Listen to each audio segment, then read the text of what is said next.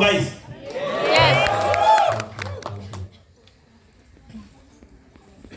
Sir ये मुश्किल सवाल इसीलिए क्योंकि मैं प्रोसेस नहीं करता वैसे। मैं सच में बताऊं, I still feel that I haven't arrived. वो आपने मेरा जवाब दे दिया पहले। सर मेरी प्रायोरिटी ये थी, जैसे मैंने कहा, कि खुद को एजुकेशन में सपोर्ट करूं, अपने परिवार पे जो भी एक फाइनेंशियल सोशल प्रेशर था उसको कम करूं। और जब कहीं ना कहीं मैंने अपने फादर के कंधे थोड़े हल्के देखे, तब मुझे लगा आई अराइव्ड, क्योंकि मेरी प्रायोरिटी वाह। बालिका वधू जो सीरियल था, कहीं ना कहीं आपको नहीं लगा उसने आपको एक वो पॉपुलैरिटी दी जो बहुत कम एक्टर्स को मिली? बिल्कुल सर, आई एब्सोल्युटली एग्री। और वो भी एक्सीडेंटली था सर। मैं कोई और टीवी शो कर रहा था, उसकी एडिटिंग जहाँ पे उनकी एडिटिंग हो रही थी उसके बगल में चल रही थी। तो किसी एडिटर ने चलते फिरते मुझे देख लिया था और उन्होंने मुझे कैमियो के लिए बुलाया था। वो 3 महीने का एक कॉन्ट्रैक्ट मैंने साइन किया था।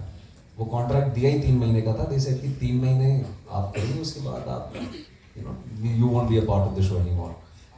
बट लोगों ने उस किरदार को और शायद मेरे काम को इतना सराहा कि मैं 2.5 साल कर दिया वो। मुझे लगता है आप लोगों में से शायद बहुत लोग सीरियल्स उतने उस टाइम पे नहीं देखते होंगे। आज ओटीटी पे विक्रांत के प्रोजेक्ट्स आपने खूब देखे होंगे, लेकिन वो एक ऐसा दौर था जहां मतलब हर लड़की को जो है यही पति चाहिए था, हर बहन को जो है यही भाई चाहिए था, हर माँ को ऐसा ही बेटा चाहिए था। तो वो उसी तरह का कैरेक्टर था। जी जी, जैसे मैंने कहा, बहुत लोगों ने सराहा उसे, बहुत प्यार दिया उसे। और कहीं ना कहीं मैं आज भी ये मानता हूँ कि आज जो भी मैं काम कर पा रहा हूँ वो, I think every work leads to another work. कोई काम बड़ा या छोटा नहीं होता, क्योंकि एज एन एक्टर एक काम दूसरे काम को लेके आता है। तो I give credit to all the people who hired me. But खास तौर पे अगर बालिका वधू की बात करें तो वो it was a national sensation, that show. आज भी हिंदुस्तान के टेलीविजन के इतिहास में उसका नाम आता है। और मैं बहुत ही प्राउडली ये भी कह सकता हूँ आपको कि संसद में बालिका वधू ने जो चीज़ों पे विचार व्यक्त किए थे, अपने जो शोज के थ्रू बताने की कोशिश की थी, वो गवर्नमेंट ने उन पॉलिसीज को इम्प्लीमेंट किया। और गर्ल चाइल्ड एजुकेशन के लिए और फीमेल इन्फेंटिसाइड के लिए जो हमने बातें तब की थी उसको इम्प्लीमेंट की। बिल्कुल, दैट्स वेरी नाइस। अब ये बताइए, हम सबके फेवरेट बबलू भैया कैसे बने? क्योंकि मिर्जापुर में सबसे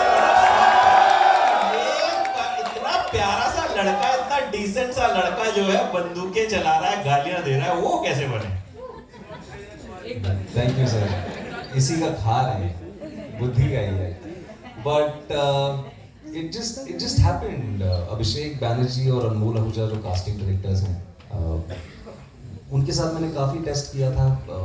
मतलब आराम नगर में I was a regular feature, कि मतलब इस 22 नंबर से 30 नंबर, 30 से 40, तो वो चक्कर लगते थे। दिन का रूटीन होता था कि सुबह आप निकलेंगे, वो ऑडिशंस दे के शाम तक घर वापस आएंगे। तो एक्सेल एंटरटेनमेंट के शो की कास्टिंग कर रहा था, एंड ऑडिशन दिया उनको।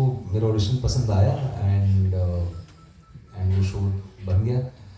लेकिन सच बताऊं तो हम में से किसी को इतनी उम्मीद नहीं थी कि उस शो को इतना प्यार मिलेगा। हमने बना तो दिया वो शो, और पूरी ईमानदारी से बनाया। मतलब वो जो दुनिया है, और कहीं ना कहीं of course it is fictionalised, तो वो फिक्शन को हमने, और ख़ास तौर पे OTT आया, नया प्लेटफॉर्म था, नई अपॉर्चुनिटीज़ थी। But it was incredible. मुझे मतलब आज भी कहीं ना कहीं यकीन नहीं होता, क्योंकि मेरा तो पहले सीजन में ही काम निपट गया था। उसके बाद भी आज भी, मतलब अभी 15 मिनट पहले, सर सीजन 3 कब आएगा? अरे यार, मैं तो नहीं जानता, लेकिन आएगा, जल्दी आएगा, अगले साल आ रहा है। सारे मिर्जापुर के जितने भी फैंस हैं यहाँ पे, आप season 3 is coming very very soon. Most awaited सवाल का आपने अपने आप जवाब दे दिया, क्योंकि ये मतलब ये होता है शो का इम्पैक्ट। अच्छा, कुछ सवाल अब आपके फैंस से और स्टूडेंट से ले लेते हैं। रेडी?